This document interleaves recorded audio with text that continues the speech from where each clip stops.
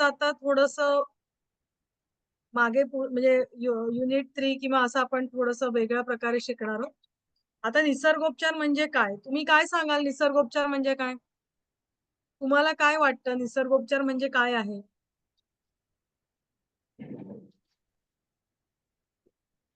तुम्ही DYND ला admission घेतली.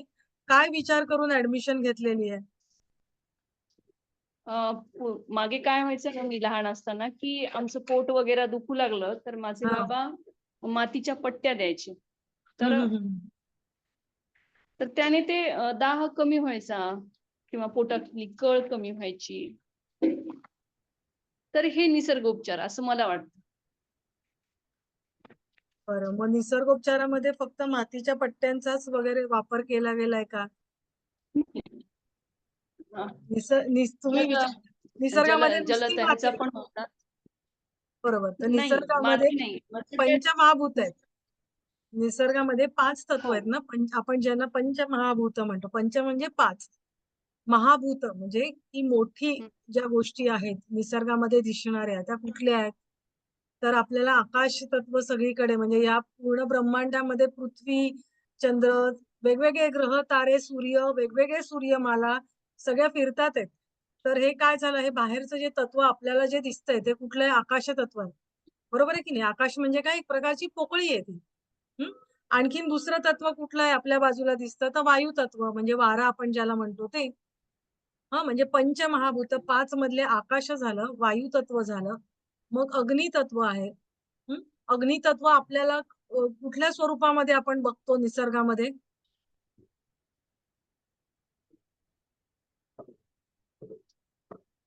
निसर्गामध्ये कोणत्या स्वरूपामध्ये अग्नी आपल्याला दिसतो? सूर्य तत्व, तेज तत्व आहे. हो की नाही? तेज तत्व आहे हं. की नाही? हं. हो. ते एक तत्व. त्याच्यानंतर जल तत्व, पाणी. आपल्या पृथ्वीवरचा फक्त 1/3 भागच अ, याचा आहे. बाकी सगळं पाणीच भरलेलं आहे ना. पृथ्वी तत्व म्हणजे जमिनीचं आहे आणि बाकी सगळं पाणीच आहे. आणि त्याच्यानंतर पृथ्वी तत्व.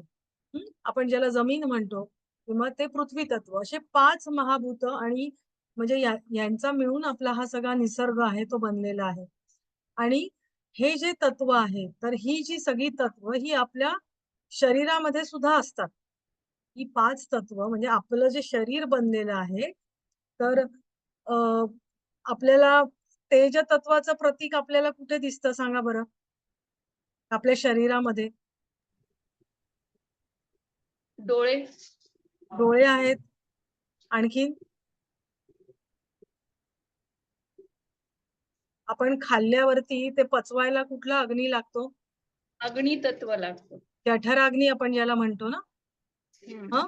आणि असे वेगवेगळे अग्नी आहेत सांगितलेले आहेत आयुर्वेदामध्ये, की धात्वाग्नी आहेत, बरेच आहेत. ते ते ते अग्नी आहेत. हं. मग नंतर आपलं न जे मांस आहे म्हणजे कमरेच्या खालचा भाग किंवा आपले हात वगैरे, हं, की जिथे जास्त मांसाचा भाग आहे, बरोबर? मांड्या-बिंड्या, हो की नाही? म्हणजे ते पृथ्वी जड तत्व आहे ते, बरोबर? हं. त्याच्यानंतर मग आपल्या शरीरामध्ये पोकळ्या आहेत की नाही? आपली आतडी म्हटली किंवा आतडी सुद्धा काय आहेत? पोकळ आहेत. आपली हाडं पण आहेत, पोकळ आहेत की नाही? हं. आतमध्ये मगज असतं, पण ते पोकळच असतात ते जवळ-जवळ. हं. त्याच्यानंतर सगळेच म्हणजे आपल्या मेंदूमध्ये पण किंवा अशा पोकळ्या आहेत, की ज्याच्यामध्ये द्रव पदार्थ भरलेला असतो. हं. म्हणजे आतमध्ये आपल्या शरीरामध्ये वेगवेगळ्या पोकळ्या सुद्धा आहेत. आकाशतत्व आहे. नाहीतर मग आपण खाल्लेलं अन्न पुढे गेलंच नसतं की नाही?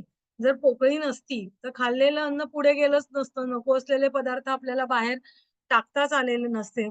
वायू आपल्या शरीरामध्ये आहे. जलतत्व, रक्त किंवा इतर हॉर्मोन्स आहेत, एन्झाइम्स आहेत.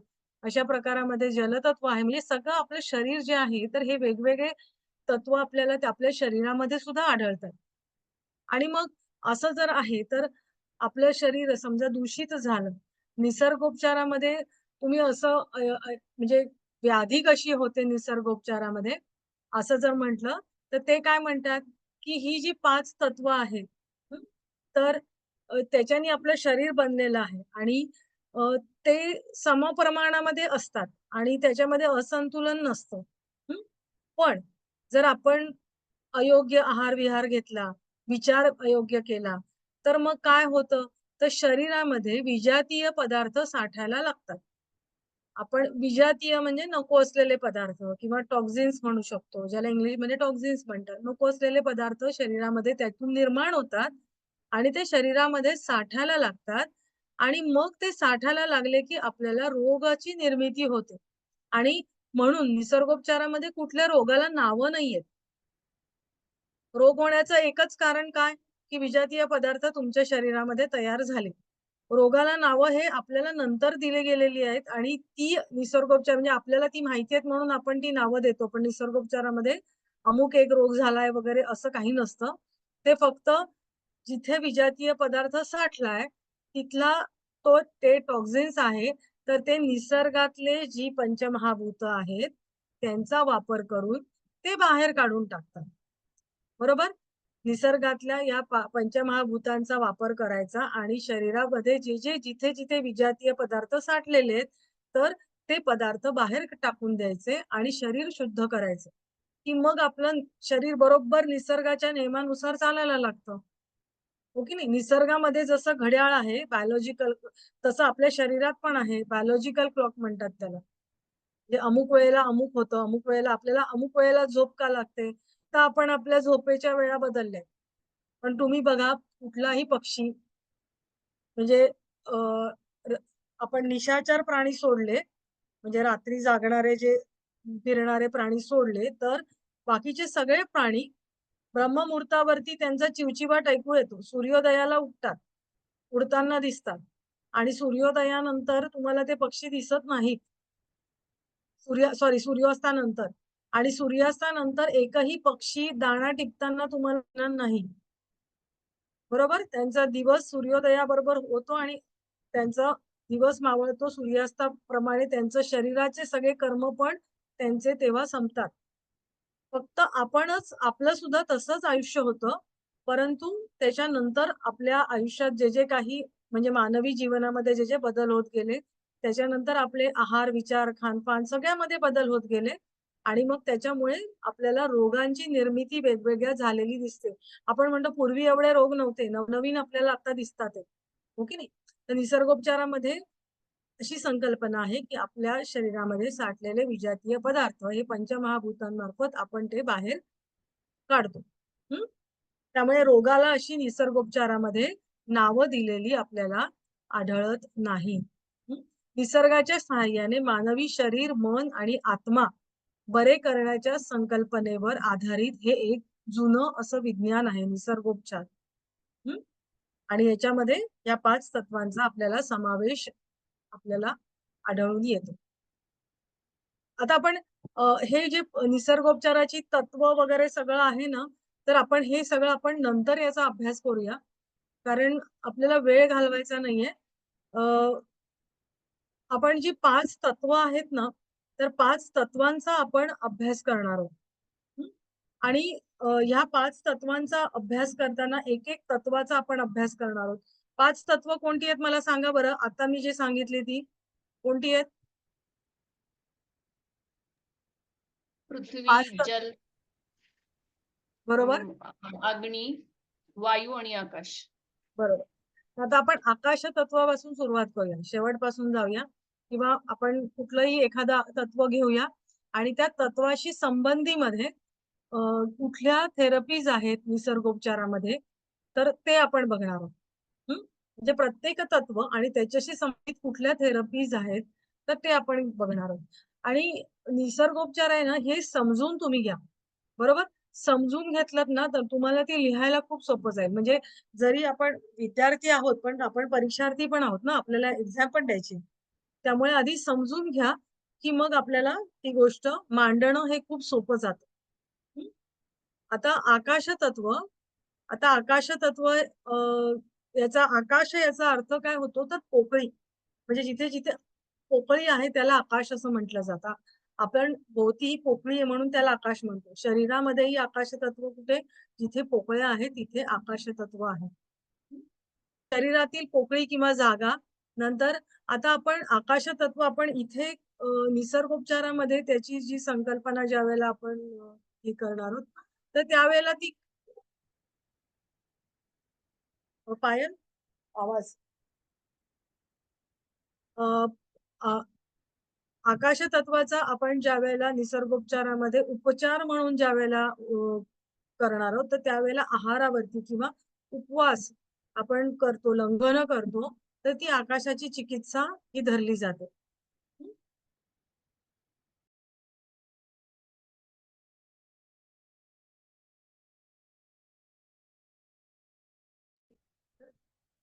आकाश तत्व हे सर्व मूलभूत महाभूतांपैकी पहिलं आणि सर्वात महत्वाचं असं मूलभूत तत्व आहे.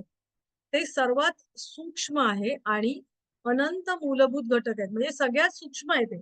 असं पृथ्वी तत्व कसं स्थूल आहे, हां, तसं नाहीये. तर ते अगदी सूक्ष्म, सगळ्यामध्ये सूक्ष्म तत्व असं आहे आणि मूलभूत घटक आहे. कारण का ह्या आकाश तत्वामध्येच हे बाकीची तत्व सगळी सामावलेली आपल्याला दिसून येतात. आकाश तत्व हे अवकाशात प्रकट झाले, तर तिथे रिकामी जागा असेल म्हणजे जिथे रिकामी जागा दिसते कुठेही, तिथे हे आकाश तत्व आपल्याला दिसून येतं. कारण आणि म्हणून या आकाश तत्वामध्ये हे इतर जे 4 तत्व आहेत, तर ते तत्व सुद्धा त्याच्यामध्ये प्रवेश करू शकतात. कारण का ते सूक्ष्म आहे. ते सगळीकडे आपल्याला आकाश तत्व ते दिसतं. आपल्या शरीरामध्ये आकाश तत्वाचे प्राबल्य आवश्यक जागा तयार करते. त्यामुळे आपल्याला हलकेपणाचा आनंददायी अनुभव मिळतो. आकाश तत्व आहे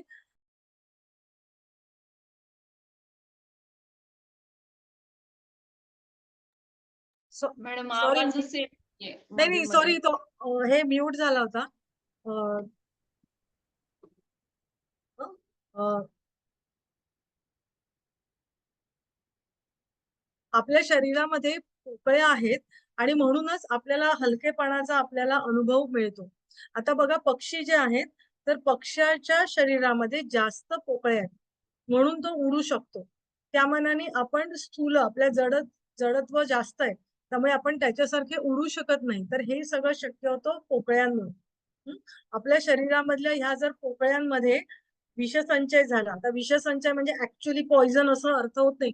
कारण तुम्ही निसर्गोपचाराची पुस्तकं वाचली, तर हे वेगवेगळे शब्द तुम्हाला त्याच्यामध्ये आढळतील. तर त्याचा अर्थ असा आहे टॉक्सिन्स. विषसंचय म्हणजे विजातीय पदार्थ, नको असलेले पदार्थ किंवा टॉक्सिन्स ते जमा होतात आणि मग आपल्याला रोग होतो. म्हणून या पोकळ्या ज्या नॅचरली ज्या आहेत, तर त्या तशाच आपल्या शरीरामध्ये राहिल्या पाहिजेत. आणि ह्या जर म्हणजे ह्या तिथे जर रिकाम्या पोकळ्यांमध्ये जर काही पदार्थ साठले, तर आपलं शरीर कसं होतं ताठरतं आणि मग उठावसं वाटत नाही, बसावसं वाटत म्हणजे इथून तिथे जायचंय तरी सुद्धा आपल्या हालचालींवरती मर्यादा होते. म्हणजे नको जाऊया, चला इथेच बसूया.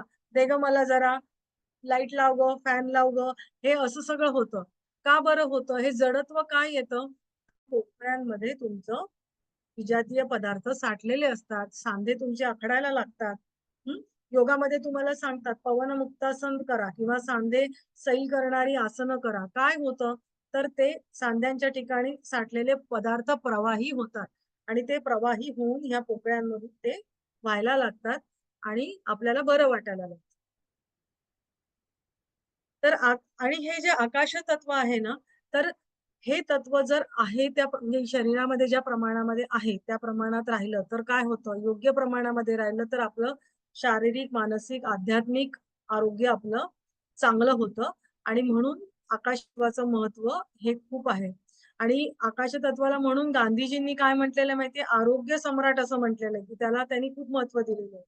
की अ, ते म्हणतात, की देव जाणणं म्हणजे देवाला जाणून घेणं हे आकाश तत्व जाणून घेण्यासारखं आहे. म्हणजे देवत्वाची उपमा त्या ठिकाणी त्यांनी आकाश तत्वाला दिलेली आहे. म्हणून त्यांनी म्हटले, की आकाश तत्वाचा अभ्यास आहे तो तुम्ही अधिकाधिक आणि विवेकपूर्ण केला पाहिजे, की असं जर तुम्ही केलं तर तुम्हाला चांगलं आरोग्य हे नक्की तुम्हाला लाभतं. तर ह्या आकाश तत्वाची कार्य काय आहेत? तर मानवी शरीरामध्ये आकाश हे प्रामुख्याने विविध महत्त्वाच्या अवयवांमध्ये प्रचलित आहे म्हणजे आहे. उदाहरणार्थ डोके, घसा, हृदय, पोट इत्यादी. ज्यामुळे हे अवयव कार्यक्षमतेने आणि प्रभावीपणे कार्य करू शकतात. जी मी जसं म्हटलं, की जिथे जिथे पोकळ्या दिसतात ना, तर तिथे तिथे हे तत्व तुम्हाला दिसतं.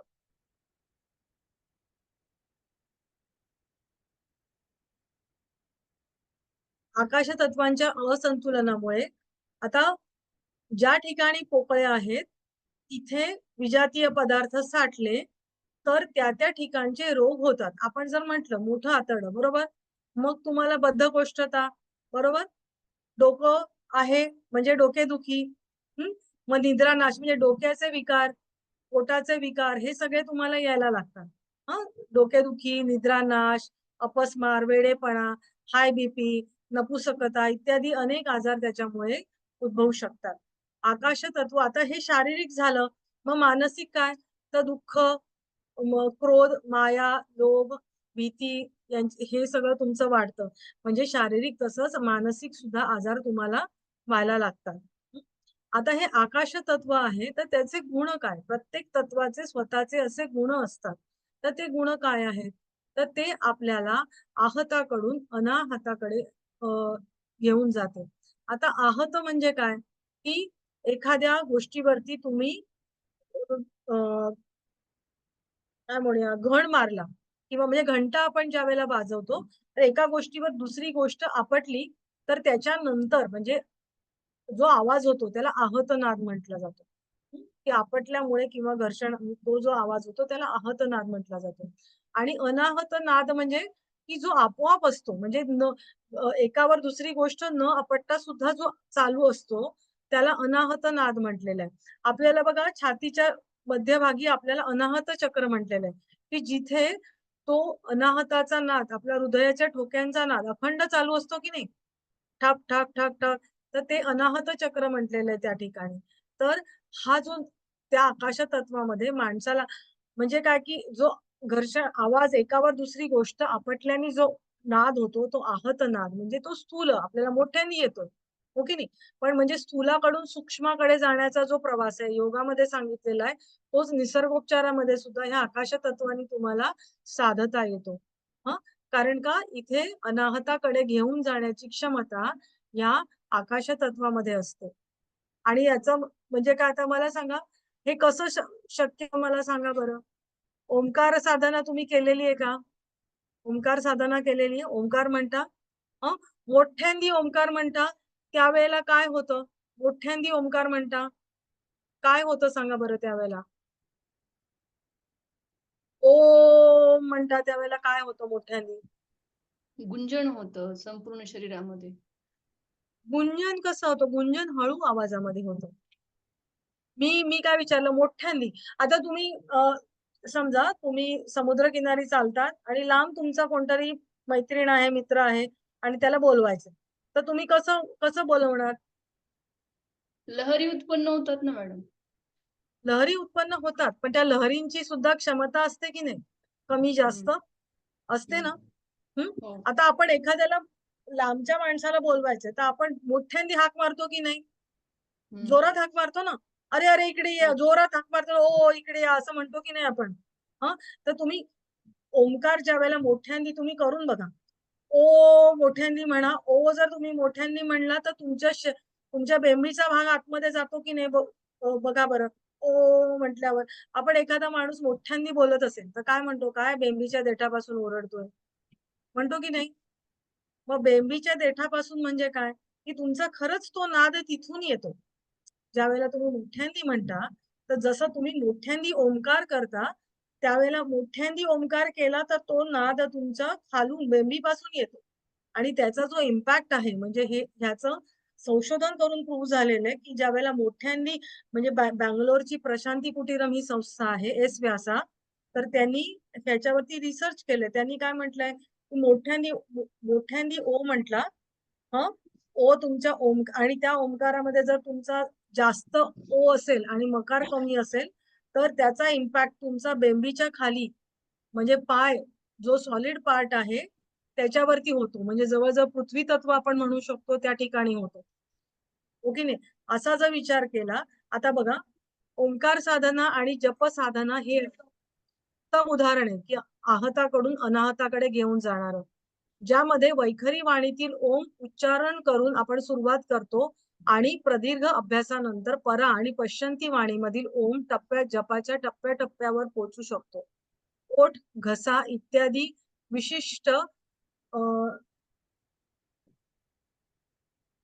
काहीतरी मिस्टेक आले. अ, अ, य याच्याने ओंकार आपण ओंकाराची रूपं आपल्या शरीरामध्ये निर्माण होतात.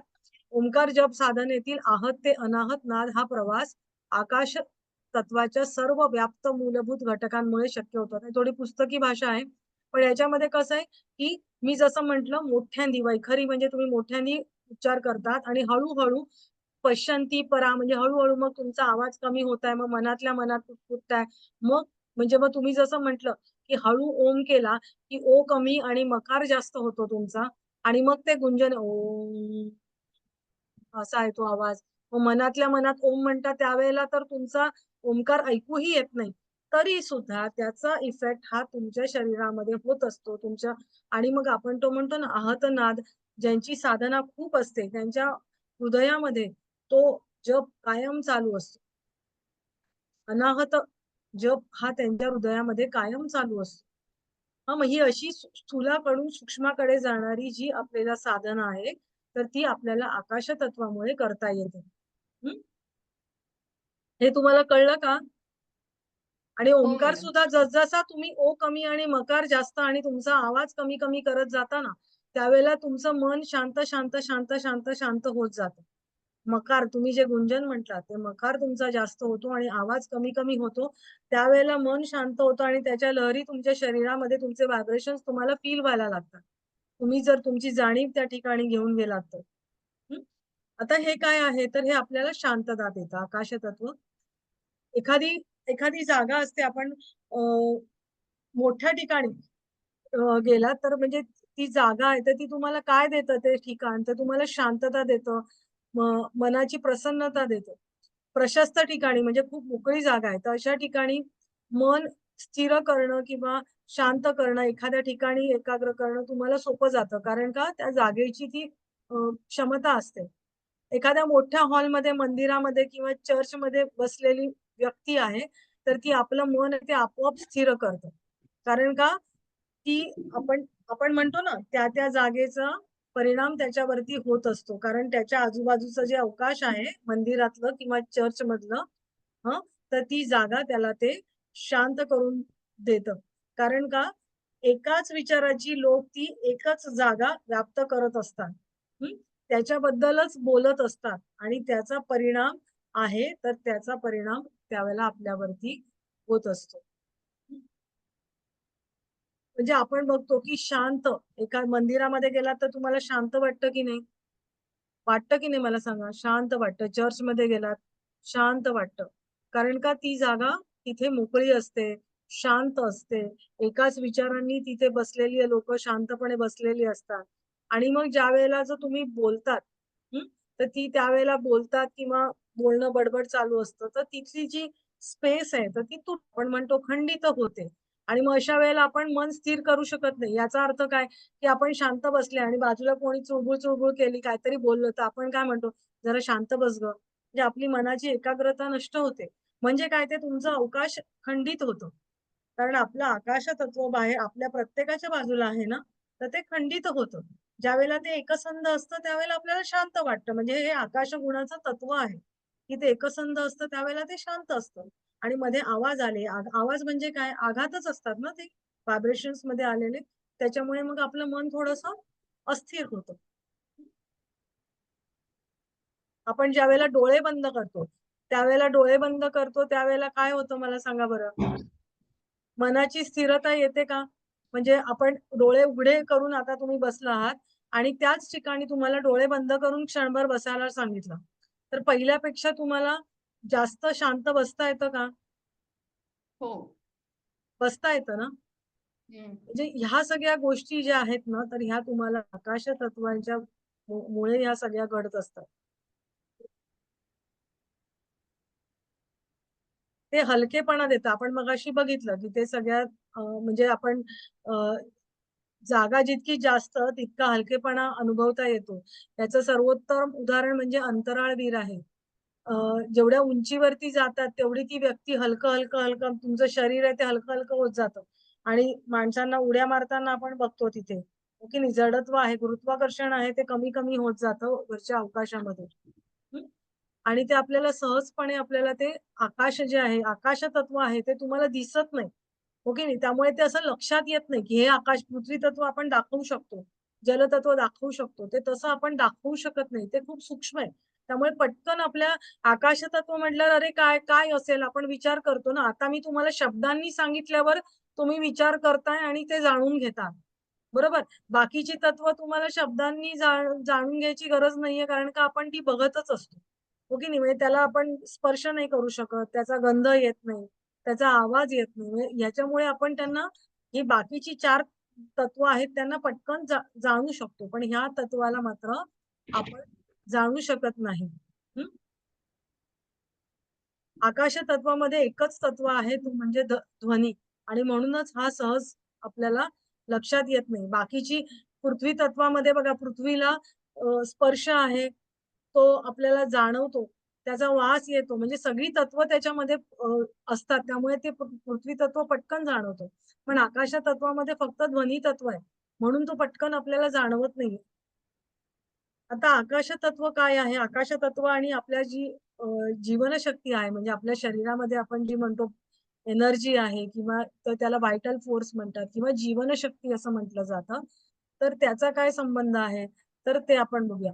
आकाश जसं आपल्याभोवती म्हणजे तसं तो आपल्यामध्येही असतो. आपण बघितलं की कसं असतं की त्यांनी पूर्ण शरीर आपलं व्यापलेलं आहे आणि वेगवेगळ्या ऑर्गन्समध्ये ते आकाश तत्व भरलेलं आपल्याला दिसत आहे. दिसतं म्हणजे कळून आलंय आपल्याला की ते तिथे आहे. हं. शरीरात ते योग्य प्रमाणामध्ये आकाश तत्व जर असेल, तर आपलं आरोग्य चांगलं राहतं आणि ते जर आपलं म्हणजे नीट नाही राहिलं, तर मग काय होतं, तर आपला कोणताही त्रास आपल्याला होतो किंवा आपली जी प्रतिकार क्षमता आहे, तर ती आपली कमी व्हायला लागते. म्हणजे काय आता ती कमी व्हायला लागते म्हणजेच योग्य प्रमाणात असली, की रोगप्रतिकारक शक्ती चांगली ठेवण्यासाठी आपल्याला त्या आकाश तत्वाचा उपयोग होतो. बरोबर आहे की नाही? आपल्याला रोगांपासून मुक्तता मिळते. प्रतिकारशक्ती चांगली राहते म्हणजेच काय, की रोग आपल्याला लांब राहतात आपल्यापासून. हो की नाही? तर मग आकाश तत्व चांगलं असेल, तर आपली जीवनशक्ती म्हणजे आपली जी शरीरातली एनर्जी आहे, ती चांगली राहते आणि ते जर बिघडलं, तर आपल्याला डॉक्टरांना जवळ करायला लागतं. हो की नाही? पण निसर्गोपचारातले डॉक्टर कोण आहेत? उपचार कशाने केला जातो? तर ही 5 तत्व आहेत, तर त्याच्यानीच त्याच्यामध्ये उपचार केला जातो. हं. आता हे आपण ही जीवनशक्ती आपण त्याला दुसरं काय म्हणतो, की चैतन्य आपण ज्याला म्हणतो ना, की तुम्हाला चैतन्य तुमच्यामध्ये राहतं. हो की नाही? आता ही आकाश तत्व किंवा अ, जीवनशक्ती जी आहे, तर ती कोणत्या-कोणत्या माध्यमाद्वारे आपलं योग्य राखण्याला मदत करतं? तर विश्रांती. हं. म्हणजे आपण विश्रांती घेतली, तर आपल्याला अ, व आपण काय म्हणूया, की आपल्या शरीरातलं आपलं बरं वाटतं आपल्याला. विश्रांती, झोप नाही झाली आपली, तर एक दिवस झोप नाही झाली तर फरक नाही पडत. पण काही कारणांमुळे तुमची अखंडित झोप होते म्हणजे मध्ये-मध्ये झोप तुटते किंवा झोपच मिळत नाहीये, की ज्यांच्या डे नाईट शिफ्ट असतात, हं, तर त्यांचं ते कधी डे शिफ्ट असते, तर कधी नाईट शिफ्ट असते. तर त्यांच्या शरीरातलं जे बायोलॉजिकल क्लॉक आहे, तर ते सुद्धा डिस्टर्ब होतं आणि मग लाँग टर्ममध्ये त्यांना वेगवेगळे आजार झालेले दिसून येतात. हं. तर आता विश्रांती म्हणजे काय? तर 2 आपण म्हणूया ना, क्षणभर विश्रांती घे. म्हणजे काय 2 गोष्टींमध्ये थांबणं. एका पाठोपाठ एक गोष्टी ज्यावेळेला घडत असतात, तर त्या 2 गोष्टींमध्ये आपण थांबतो की नाही? तो थांबण्याचा जो काळ आहे त्याला विश्रांती म्हटलं जातं, की म्हणजे 2 क्रियाकलापांमध्ये आवश्यक जागा सोडण्याशिवाय बाकी काही नाही. म्हणजे काय 2 गोष्टी ज्या क्रिया घडतात त्याच्यामधली जी विश्रांती आहे, मधला जो थांबण्याचा काळ आहे, तर त्याला विश्रांती असं म्हटलं जातं. आपण शाळेमध्ये सुद्धा बघा पीटीच्या पिरियडला विश्रांती म्हणतो. त्यावेळेला विश्रांती म्हटल्यावर दोन्ही पाय बाजूला, हात मागे घालतो, मान मागे सैल सोडतो, की नाही? ही विश्रांतीची स्थिती म्हणतो. म्हणजे काय, की तुमचं नेक्स्ट आपण जे काही करणार आहात, तर त्याच्यासाठी मध्ये तुम्ही थोडा वेळ थांबायचं. हं. आता याचं उदाहरण म्हणजे काय विश्रांतीचं, तर कोणत्याही कामानंतर जर एखादी व्यक्ती शांतपणे बसली किंवा काही काळ झोपली, तर तो गमावलेली ऊर्जा परत मिळवू शकतो. म्हणजे ही विश्रांती का घ्यायची आहे, तर त्याचं कारण हे आहे, की गमावलेली ऊर्जा म्हणजे आधी तुम्ही जे काही कार्य केलं आहे, काही काम केलं आहे, तर त्यांनी जे तुम्ही थकले आहात, जी एनर्जी खर्च झाली आहे, तर ती ऊर्जा तुम्हाला परत मिळू शकते. त्यामुळे शरीराचा थकवा दूर होतो. त्यामुळे मनाला लगेच शांती मिळते. शरीराला विश्रांती दिल्याने शरीराला पूर्ण विश्रांती मिळते. आता नुसतं शरीराची विश्रांती आपण ज्याला पूर्ण म्हणतो, पूर्ण म्हणजे काय मनाची विश्रांती पण आली त्याच्यात. म्हणजे तुम्ही फिजिकली जर तुम्ही विश्रांती घेतली, तर फिजिकली, मेंटली, इमोशनली सगळ्याच तुम्हाला विश्रांती त्याच्यामुळे मिळते.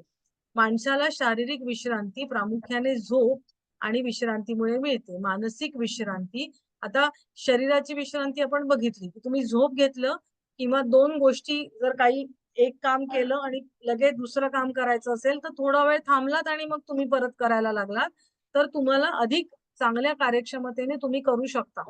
तुम्ही रस्त्यावरचे जे रस्ता बांधणारे लोकं असतात त्यांना बघितले का कधी? ऑब्झर्व्ह केलंय का? ते कधीही फास्ट कामं करत नाहीत. ते डोक्यावरती घेऊन जात असतात. घमेली घेऊन जात असतात. तर त्या बघा बायका कशा आरामात चालत असतात. एक त्यांची आरामात पेक्षा मी म्हणेन एक लय असते त्यांची किंवा ते दगड फोडणारी लोकं पण असतात ना, ते एका लयीमध्ये फोडत असतात. किती कष्टाचं काम आहे दगड फोडण्याचं, पण एक लय असते त्यांची आणि थोडी कामं झाली की ते थांबतात. परत कामाला सुरुवात करतात. कारण हे शारीरिक मेहनतीचं काम आहे. थोडा वेळ थांबल्यानंतर परत ती एनर्जी त्यांना परत मिळते आणि परत ते जोमाने काम करतात. जर त्यांना एकसारखं काम करायला लावलं, तर तेवढंच जास्त चांगलं काम ते करू शकणार नाही, की नाही? तर म्हणून विश्रांतीची आवश्यकता असते. आता मानसिक विश्रांती कशामुळे मिळते? तर मनोरंजन. तुम्हाला जे आवडतं ती गोष्ट तुम्ही करा. हो की नाही? साहित्य, कला, छंद आणि आनंदी सकारात्मक मानसिक वृत्ती इत्यादीतून मिळतं.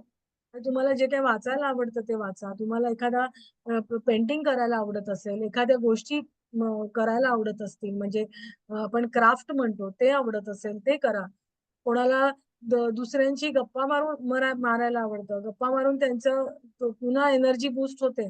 जरी आपण म्हटलं, की गप्पा मारून खूप एनर्जी वेस्ट पण जाते. पण तरीसुद्धा गप्पा मारून मन आनंदीमध्ये होतं. कुठून तरी पॉझिटिव्ह गोष्टी तुम्ही ऐकता, त्याच्याने तुम्हाला बरं वाटतं. तर सत्संग करतात किती जण, तर त्याच्यातून तुम्हाला मानसिक आनंद तुम्हाला निश्चित मिळू शकतो. हं. त्याच्यामध्ये योगाभ्यास, उदाहरणार्थ प्राणधारणा म्हणजे श्वासावरती लक्ष केंद्रित केंद्रित जे करणं असतं ते. नंतर ध्यान करणं, नंतर पवित्र ग्रंथांचं वाचन करणं, देवाला पूर्ण समर्पण म्हणजे आपण सरेंडर करणं, ईश्वर प्रणिधान ज्याला म्हटलं जातं. तर याच्यामुळे काय होतं, तर याच्यामुळे तुम्हाला आध्यात्मिक विश्रांती मिळते. संगीत, मसाज आणि झोप हे आकाश तत्वाचा योग्य वापर करून विश्रांती मिळवण्यापर्यंत सर्वात सामान्य माध्यम आहे. हं.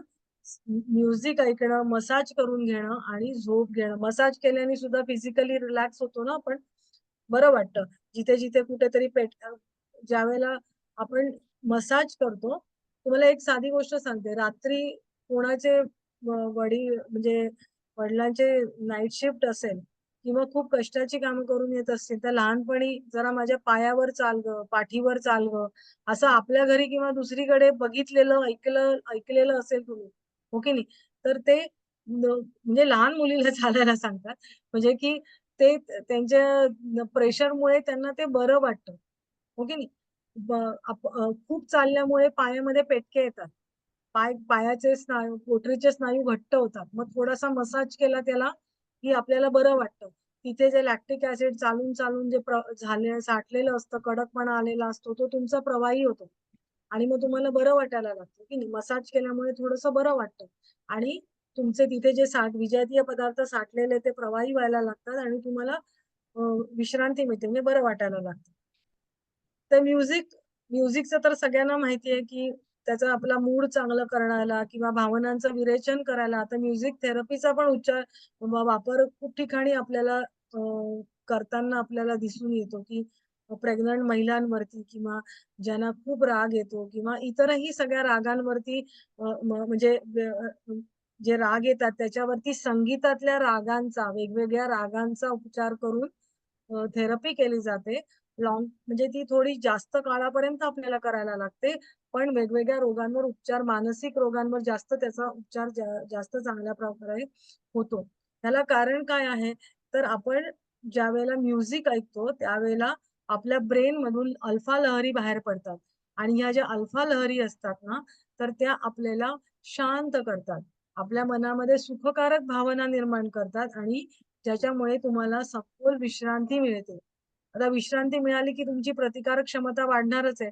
जसं आपण ओंकार करतो की नाही, तर ओंकारामध्ये सुद्धा तुमच्या अल्फा लहरी तुमच्या निर्माण होत असतात आणि त्या तुम्हाला शांत करत असतात.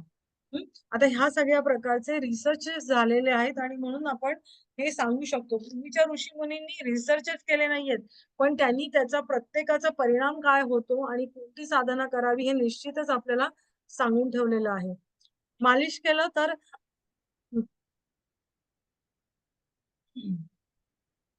अ, आपली शारीरिक आणि म्हणजे आपण मगाशी बघितलं, की जसं शरीराला विश्रांती मिळतं, तसं मालिशमुळे तुमच्या मनाला सुद्धा विश्रांती मिळतं.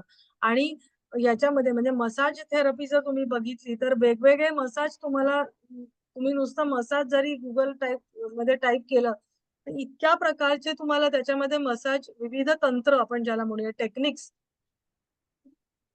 सॉरी वेगवेगळे टेक्निक्स त्याच्यामध्ये आपल्याला मसाजामध्ये दिसून येतात. तर आपले जे स्नायूंचा जो ताण आहे किंवा सांध्यांमध्ये जो काही कडकपणा आलेला आहे, तर ते सगळं मसाज केल्यामुळे आपण अ, कमी कमी करू शकतो. स्टिफनेस जो आलेला आहे, स्टिफनेस आपण ज्याला म्हणतो ना, कडकपणा आलेला आहे तो किंवा ज्याच्यामध्ये शिथिलता सुद्धा आलेली असते. म्हणजे आपण बघतो की अ, ज्यांना पक्षाघात, पॅरालिसिस आलेला असेल ना, तर पॅरालिसिस झाल्या-झाल्या तुम्ही जर त्यांना म्हणजे डॉक्टरी सल्ल्याने किंवा जे चांगले मसाजर करणारे असतील त्यांच्या याच्याखाली जर आपण मसाज केला, तर तो पक्षाघात किंवा पॅरालिसिस आहे तो बरा झाल्याची कितीतरी उदाहरण आहेत, की झाल्या-झाल्या तुम्ही जर मसाज थेरपी त्याला दिली, तर त्याला निश्चित म्हणजे पहिल्यासारखं रिकव्हरी त्याला होऊ शकते. अर्थात ती किती इंटेन्सिटीनी त्याला झालाय त्याच्यावरती पण हा रिकव्हरीचा काळ त्याच्यावरती अवलंबून असतो. आता या मसाजमुळे काय होतं, तर तुमचं जे ब्लड सर्क्युलेशन आहे, तर आपण म्हणतो, की ते विषसंचय म्हणजे विजातीय पदार्थ वाहून नेण्याचं काम केलं जातं. आता ते कशातून? तर ते रक्तामधून ते तुमचं वाहून नेलं जातं. म्हणजे रक्ताची जी रक्ताभिसरण आहे, तर ते तुमचं चांगलं व्हायला लागतं. हं. आणि शिवाय काय होतं, तर त्याच्यामुळे तुमची एनर्जी त्या ठिकाणची ऊर्जा सुद्धा तुमची वाढायला लागते. एन्डॉर्फिन हार्मोन जे आहे, तर ते तुमचं रिलीज व्हायला लागतं, की त्याच्यामुळे काय होतं, एन्डॉर्फिन हार्मोन आहे, तर त्याच्यामुळे तुम्हाला आराम व्हायला लागतो. तुम्हाला आपण म्हणजे आनंद वाटतोय, बरं वाटतंय, ही जी भावना आहे ना, तर ती तुम्हाला त्याच्यामुळे रिलॅक्स वाटतंय, ही जी भावना आहे, ती त्याच्यामुळे तुम्हाला अ, मिळते. मेन ब्लड सर्क्युलेशन त्याच्यामुळे चांगलं व्हायला लागतं आणि मग शारीरिक आणि मानसिक इफेक्ट तुम्हाला त्याच्यावरती दिसून येतो. आता विश्रांती आपण बघितलेलं आहे, की चांगल्या दर्जाची झोप मिळाली तर त्याच्यातून आपल्या आजारातून लवकर तुम्ही बरे होऊ शकतात आणि शरीरातून जे काही टॉक्सिन्स आहेत तर ते बाहेर त्याच्यामुळे काढायला मदत म्हणजे याच्यामध्ये झोपेमध्ये आपण म्हणतो बघा लहान मूल आहे, तर लहान बाळ म्हणजे मूल म्हणण्यापेक्षा बाळ, लहान बाळाला जास्त जो वेळ झोपू देतात, हो की नाही? काय म्हटलं जातं, की तो जेवढा वेळ झोपेल तेवढं चांगलं बाळसं धरेल, म्हणजे गुटगुटीत होईल. हे ऐकलंय का तुम्ही? असं माहितीये का तुम्हाला? माहितीये ना? म्हणून बघा आणि लहान बाळाची झोप जास्त असते. आईच्या गर्भातून आल्यानंतर अ, अजून बाहेरच्या वातावरणाशी तो तेवढा हे झालेला नसतो. त्याची झोप जास्त असते आणि जे मूल रडकं असतं बघा, ते बारीक असतं. म्हणजे ते तेवढं बाळसं धरत नाही, अंग धरत नाही आणि जे झोपतं, तर ते व्यवस्थित खातं-पितं पण आणि अ, गुटगुटीत आपल्याला दिसून येतं. हं.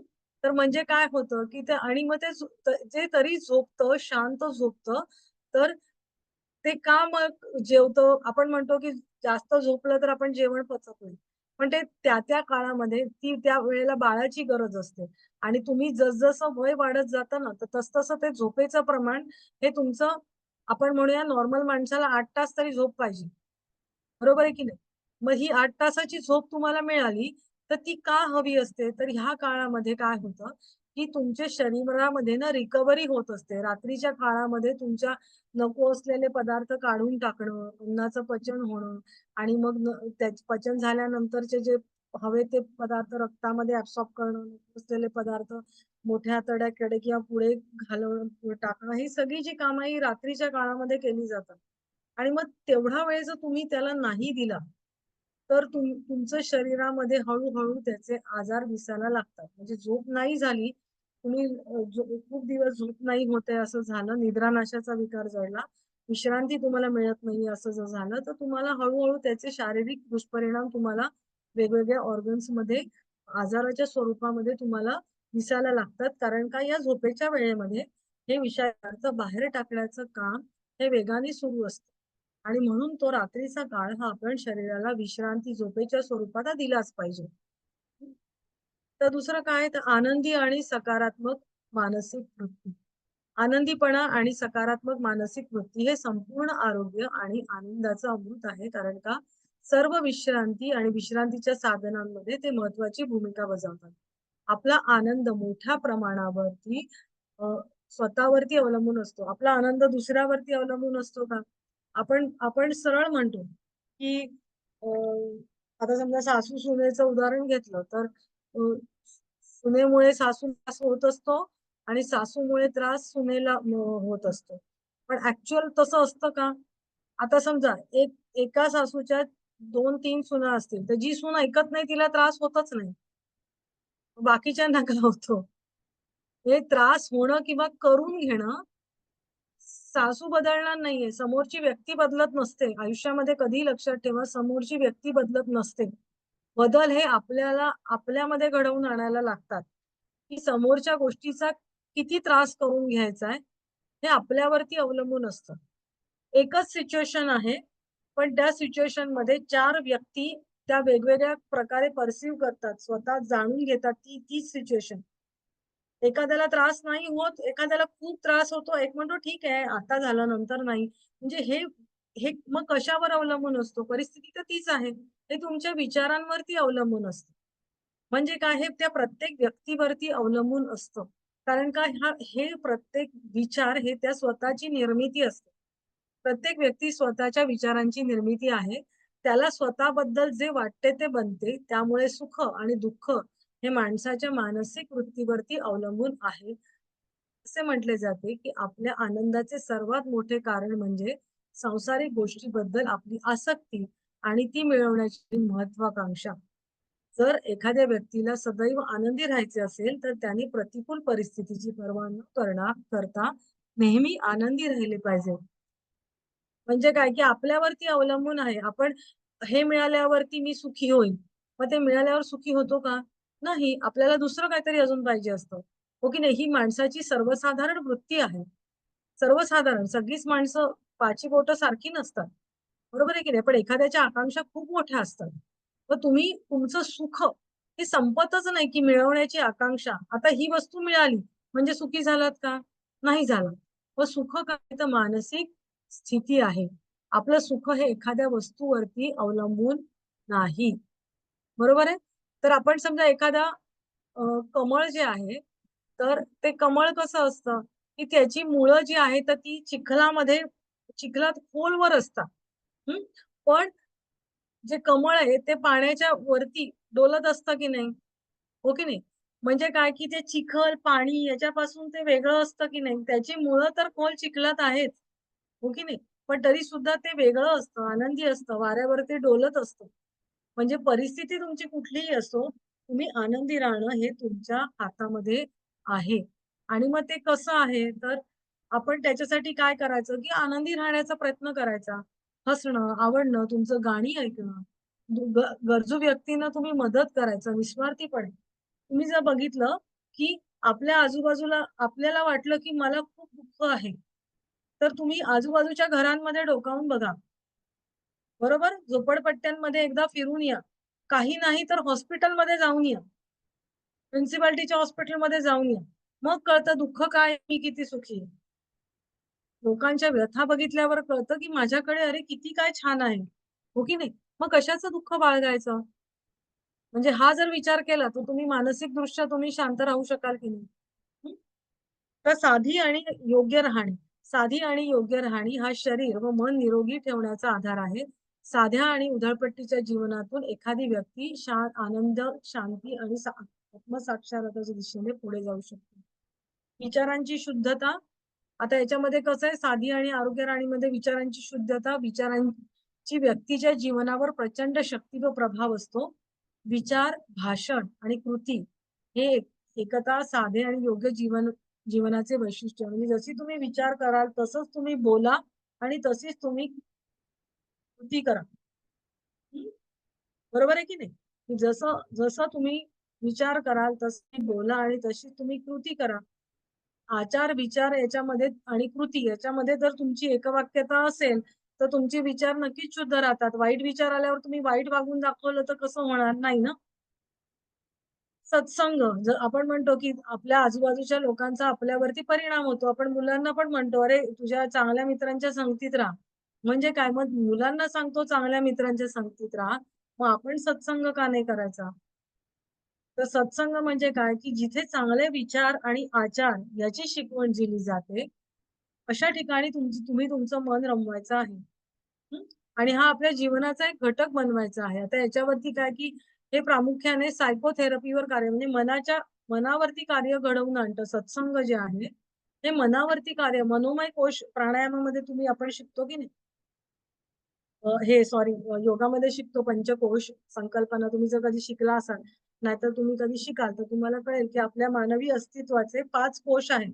तैत्तरीय उपनिषदामध्ये हे सांगितलेलं आहे, की तुमचं जे तुम्ही खाता-पिता म्हणजे आपलं जे शरीर आहे, तर ते आहे अन्नावरती पोसलं जातं म्हणून तो अन्नमय कोश. त्याच्यावरती जो आहे प्राणशक्ती, प्राणावरती पोसलं जातं. जर आपण म्हणतो एखादा माणूस मेला, तो निष्प्राण झाला. त्याच्यातला प्राण निघून गेला आहे. बरोबर?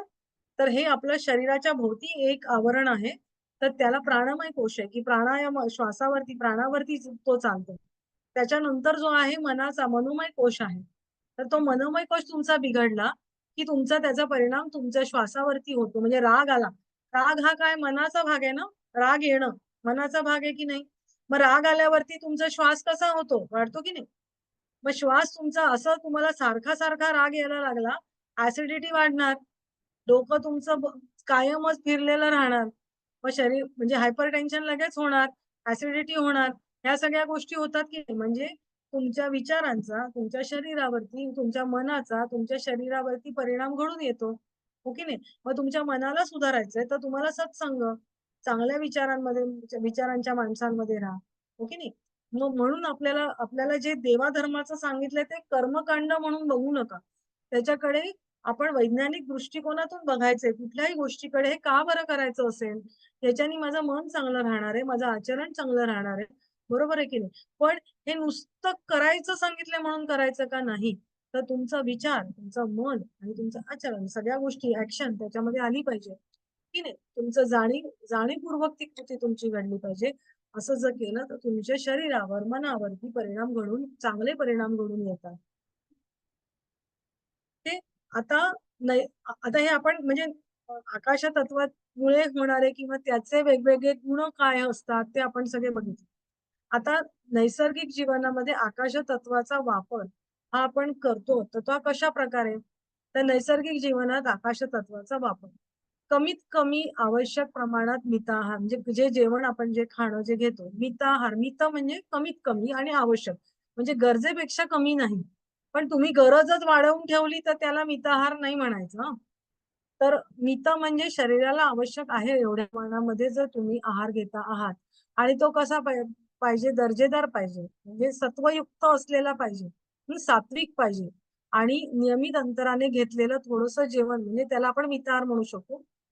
नंतर यामधील दीर्घ आजारानंतर जास्त प्रमाणात जेवण घेण्यापेक्षा चांगलं आहे. आपल्याकडे आत्ताच्या काळामध्ये म्हणजे पूर्वी असं होत नव्हतं. आताच्या काळामध्ये ताप आल्यावरती तुम्ही काय म्हणता बरं मुलांना? थोडं तरी खाऊन घे बरं वाटेल. तो मुलगा म्हणतो मला नाही जेवायचं. हं, आई काय म्हणते? थोडं तरी खाऊन घे बरं वाटेल. आता निसर्गाने निसर्गोपचार हेच सांगतो, की निसर्गाने शरीरामध्ये घडवून आणलेले हे बदल आहेत. की शरीरामध्ये काहीतरी विजातीय पदार्थ साठलेले आहेत आणि ते शरीर सांगते बाहेर टाकले पाहिजे. हं. आणि मग त्याच्यासाठी आपल्या शरीरामध्ये नॅचरली फायटर असतात, WBC असतात, की ते विजातीय पदार्थ आलेत, तर जी नॅचरली यंत्रणा आहे ना शरीरातली रोगांना घालवून टाकण्याची, तर त्या पांढऱ्या रक्तपेशी फायटिंग करत असतात. त्या जीवाणू, विषाणू, बॅक्टेरिया, व्हायरस जे काही गेलेले आहेत त्याच्याशी. आणि मग हे टाकण्यासाठी ते नॅचरली काय करतं, बॉडी टेम्परेचर वाढवतं, की ते मरून जातील म्हणून. हो की नाही? आणि मग अशा वेळेला आपसुकच जेवणाची आपली चव गेलेली असते. आपल्या जिभेवरती बघा आजारी असलं की पांढरा राळ येतो. जिभेवरती पांढरा थर येतो. येतो का? माहिती का ही गोष्ट? हो, हो, येतो. येतो ना. आपल्याला खावंसं वाटत नाही. जिभेवर डॉक्टरांकडे गेलं की डॉक्टर जीभ दाखवा म्हणतात. हो की नाही? म्हणजे तुमचं पोट साफ आहे की नाही बघतात. अशा प्रकारे. पण मग त्या मुलाला जेवण घ्यावंसंच वाटत नाही. कारण का जर तुम्ही जेवण घेतलं, तर सगळी एनर्जी ती पचवण्याकडे नेणार. मग सगळी एनर्जी जर ते पचवण्याकडे शरीराने घालवली, तर शरीरामध्ये जे आजारी जंतू जे आलेले आहेत त्यांच्याशी फाईट कोण करणार? हो की नाही? आणि म्हणून ते शरीर सांगतं, की आता तू जेवू नकोस. आराम कर. की नाही? ही नॅचरली शरीरामध्ये असलेली यंत्रणा आहे. तर म्हणून म्हटलं जातं, की तुम्हाला लाँग टर्म खूप आजार झालाय, तर त्याच्यानंतर तुम्ही अगदी बदाम पिस्त्याचं जेवण नाही घ्यायचंय. डॉक्टर नेहमी सांगतात काय? मुगाची खिचडी खा, मुगाचं कळण करून प्या, असं सांगतात की नाही? साधा आहार घ्या असं सांगतात का? कारण तुमची डायजेस्टिव्ह सिस्टम वीक झालेली असते. तर मग हळू तुम्ही तुमचा आहार तुमचा हळू वाढवायला सांगतात. हं. तर मग ते आकाश तत्व जे आहे शरीरातलं, ते अशा प्रकारे मग ते नंतर तुमचं चांगलं व्हायला लागतं, की तुम्ही स्टेप बाय स्टेप तुमचं जेवणाचं वाढवायचं. जर तुम्हाला एखादा आजार दीर्घ झाला असेल तर. एखाद्याने स्वतःच्या जीवन पद्धतीनुसार गुंतलेल्या क्रियाकलापांच्या प्रकारातून बाहेर पडणाऱ्या अन्नाच्या मुक्त आहाराच्या आदेशानुसार खावे. म्हणजे तुमची आता हे मी तेच म्हणलं, की सर्वसाधारणपणे कसं असतं, की एकच पट्टी सगळ्यांना मोजमापाला नाही वापरत. कारण का आहार जो आहे, तुम्ही काय काम करता, म्हणजे शारीरिक कष्ट करणाऱ्या माणसाचा आहार हा वेगळा असतो आणि बुद्धिजीवी माणसांचा आहार हा वेगळा असतो. हो की नाही? पण आपल्या इथे उलटं आहे. आपण बुद्धिजीवी असलो तरी सुद्धा आपण सगळं खातो आणि मग नंतर काही वर्षांनी त्याचे परिणाम आपल्याला दिसायला लागतात. कष्टकरी माणसांचा आहार हा जास्त असला पाहिजे ॲक्चुअली. हो की नाही? मग आपला आहार हा म्हणजे तुमचे शारीरिक कष्ट असतील तर तुमचा आहार जास्त असायला पाहिजे. मग त्याच्यानुसारच तुम्ही तुमच्या अन्नाची गरज काय आहे, हे ओळखून त्याच्यानुसार तुम्ही तुमचा आहार आहे तो घ्यायला पाहिजे. नंतर रात्री उशिरा आता जेवण जे आहे, तर रात्रीचं जेवण केव्हा घ्यावं? 7च्या अगोदर. सूर्यास्तापूर्वी. जेवता का तुम्ही? हो. जेवता? किती हं. वाजता? 7च्या पूर्वी जेवत असते. जेवता का? बरोबर. Very good. म्हणजे आपल्याला सूर्यास्ताच्या वेळेला जैन लोकांमध्ये सर्वसाधारणपणे म्हणजे त्यांच्याकडे ती एक नियमच आहे, की तुम्ही संध्याकाळचं जेवण तुम्ही त्यावेळेला सूर्यास्ताच्या पूर्वी तुमचं झालं पाहिजे. खेडेगावांमध्ये सुद्धा असंच होतं पूर्वी, की अगदी एकतर त्यावेळेला अ, वीज नव्हत्या आणि मग सूर्यप्रकाशातच जेवण करून सूर्यास्ताच्या वेळेला खाटा टाकून लोकं अंगणामध्ये झोपलेले असायचे. हो की नाही? म्हणजे आणि मग असं जर केलं, तर मग गप्पा मारत नंतर ते झोपायचे. हो की नाही? तर तुमचं जेवण तुम्ही ज्यावेळेला सूर्यास्ताच्या वेळेला करता किंवा त्या सुमारास आधी करता, तर तुमचं अन्नाचं पचन हे तुमचं चांगल्या प्रकारे होत असतं. हं.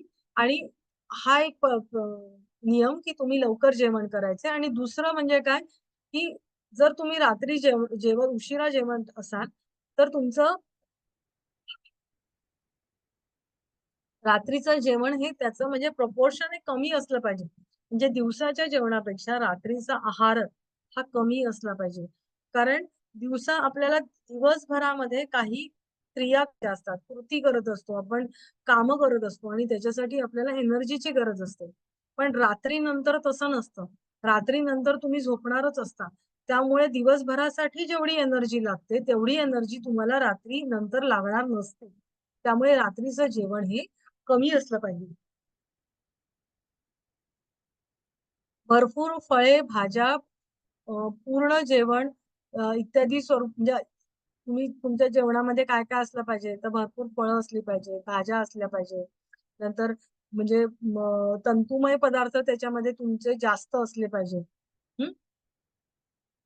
दुसरी गोष्ट काय आहे, की आता आकाशतत्व जर तुम्हाला निर्माण करायचे शरीरामध्ये तुम्ही बघितलं, तर मग तुम्ही तुमच्या आजूबाजूला म्हणजे बघा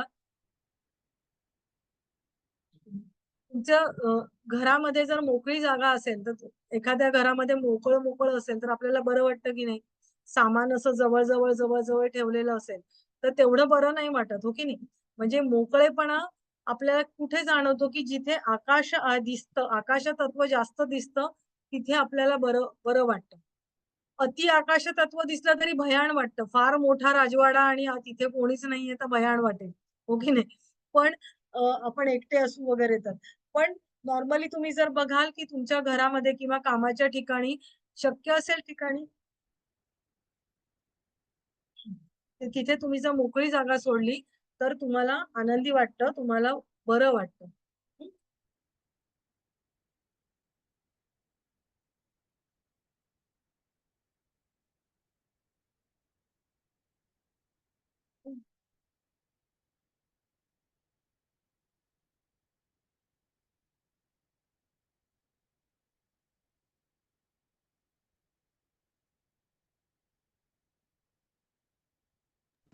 मॅडम ह्याचं पीडीएफ पाठवणार ना?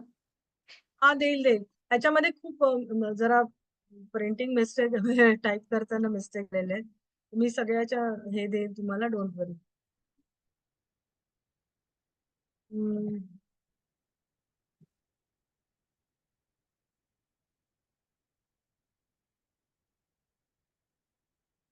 अ, तर एक आहे की ज्यावेळेला आपण मानसिक शांतता आपण अवकाश तत्वाचा विचार करताना आपण ज्यावेळेला मनाचा विचार करतो, तर त्यावेळेला कसं असतं की तुम्हाला स्वतःचं एनालिसिस स्वतः करायचंय. म्हणजे तुम्हाला मानसिक शांतता केव्हा मिळते मला सांगा बरं? एखादी गोष्ट आपण केल्यानंतर तुमचं मन तुम्हाला सांगतं की नाही की मी ही गोष्ट केली बरोबर आहे का? चूक आहे का? ते तुमचं मन सांगतं. हं?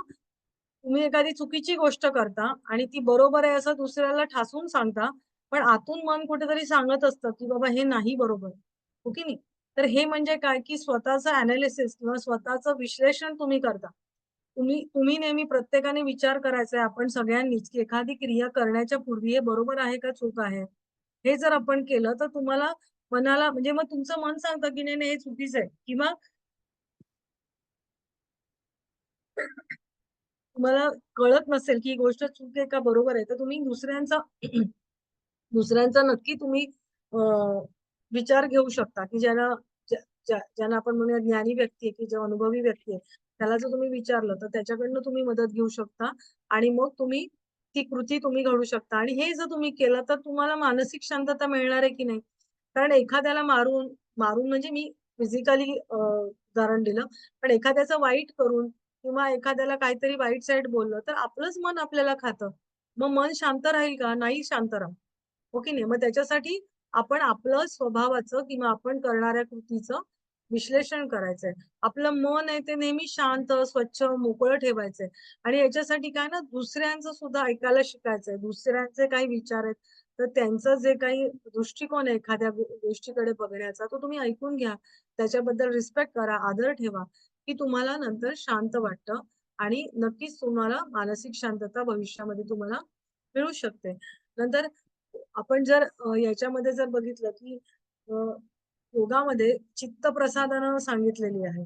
तुम्ही कोणी योगाचा अभ्यास करता आहात का? हो. काय करतात? जे एम-ए मी करतात काय करतात? कम्प्युटरच्या बॅचमध्ये बसते. हं?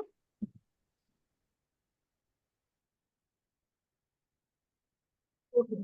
त्याच्यामध्ये चित्तप्रसाधनं सांगितलेले आहेत, की मनाला आनंदी ठेवण्याचे उपाय काही सांगितलेले आहेत.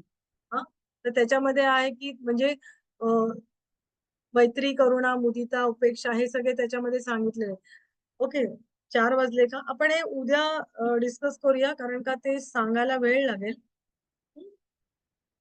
आणि मग उद्या आपण लंघन चिकित्सा आणि आकाशतत्वाच्या चिकित्सा आहेत ना, तर त्याच्याबद्दल आपण उद्या त्याचा विचार करूया आणि आकाशतत्व पूर्ण करूया.